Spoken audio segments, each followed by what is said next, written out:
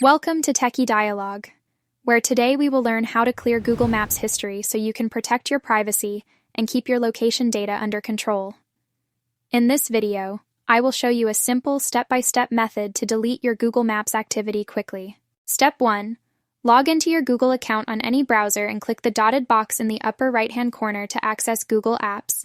Then select Maps from the menu. This is important because you need to be in Maps to manage your location history. Step 2. Once Google Maps opens, click the three-line hamburger menu in the upper left-hand corner, scroll down, and select Map History. This brings you to the section where all your searches and locations are stored. Step 3.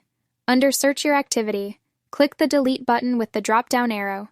Here you can choose to delete activity from the last hour, the last day, a custom range, or all time.